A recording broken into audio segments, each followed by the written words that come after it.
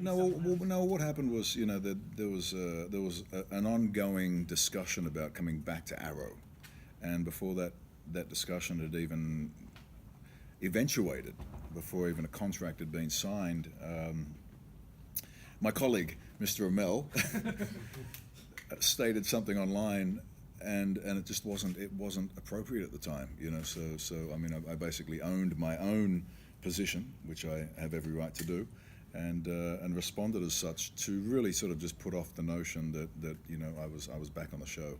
And I also thought that, I hate it when social media, starts ruining the surprise, But in the end, Mark Guggenheim really played along with it with me, and in the end we were kind of like laughing at each other at how effective it ended up being, that there'd been these outward claims by both CW and Stephen and Mark that I was coming back on the show, and yet we managed to sort of create some kind of ambiguity, and people going, is he, aren't they? No, he couldn't be saying that about them, all this sort of stuff. So it was a bit of a WWE kind of thing, really.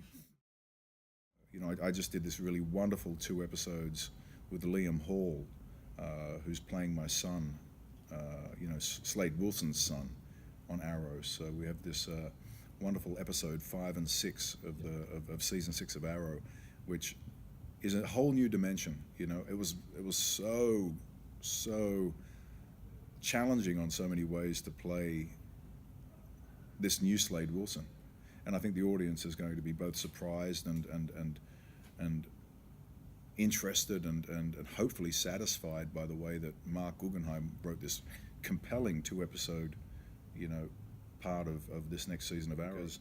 There was Slade and Oliver on the island, right, which everybody bought into. They bought into that bond, but Slade and his own son has got a whole different variation of vulnerabilities, responsibilities, fears that you're losing control of a child of your own, and I was so happy at the end, and so were the directors, the 2 directors that worked the 2 episodes, they were so happy. And we worked so hard to make it something wonderful. And Mark Guggenheim kind of like opened up the doors to so much more. And I can't give you any spoilers on that. But honestly, the way that these 2 episodes open a door is interesting. I mean, once you take away the Mirakuru, which they did incredibly so, I didn't think they could pull it off, really. I mean, at first I thought, okay, they're going to bring Slade back, and the Mirakuru is going to be pulled out of the equation. But really, can you get back to like Oliver and Slade standing side by side, being able to get along? I mean, Slade killed his Deathstroke on Mirakuru, killed his mother, and it's kind of like irredeemable in a way. But they wrote such an awesome couple of scenes that at the end of season 6, the moment that I walked out of the prison door and I looked at Oliver and I said, it was like a bad dream. I remember things, but it was the Mirakuru, and then him and I look at each other and we start making the way back into the reality of an old relationship. And season 6 starts out and it's almost completely dismissed. And Oliver's going to help me go find my boy. I didn't say that. I didn't just say that. I didn't watch the episode, but I'm sure he did a good job. No. Yeah. He's like he's like super strong. He's like a real martial artist in the real world. Yeah, if anybody walked up to David Ramsey and gave him he could flip you over and choke you out and break every bone in your body in a split second. David Ramsey is a machine.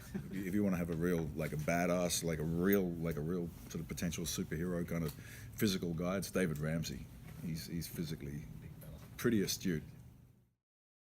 With the possibilities of television, Mark Guggenheim and I talked about a Deathstroke TV series, you know, and it would be awesome. You know, I mean, if we could make it R-rated, you know, if we could maybe leap onto something, another network platform that we could be at that level, you know, make it Logan-esque and all that sort of stuff. Then you know, we can do it. I mean, you know, Mark Guggenheim and I could write that series, but you know, it's not really it's not our property to say. But you know, I know the fan base out there would be keen for it. But you know, at the end of the day, who am I, man? I'm just a small guy from New Zealand. Interesting now that they're doing the film, you know, just how much of Slade Wilson's character can be read in 90 minutes. You know, not saying that it's not possible, but you know, obviously they're going to have a bigger spend on all the visual effects and all that sort of stuff. And Joe Manganiello, you know, I've met Joe a couple of times, and he's just a wonderful guy, you know, and he's incredibly well built, and he'll fit a superhero costume, you know, maybe better than anybody, because he is that. What's that ratio? 1 head to 10 heads make up the body or something. He's got that kind of, you know, physique. So you know, I think he's you know, he's well and capable of doing a wonderful Slade Wilson, and I wish him all the very best. You know, I mean, at the end of the day, I've had a wonderful opportunity to do the character, but you know, at the end of the day, Ron Perlman voiced him, you know, in another gig, and you know, like Batman. You know, so many actors have gotten to play the character that, you know, it's Joe's turn. Go Joe, you know. I hope he does very well.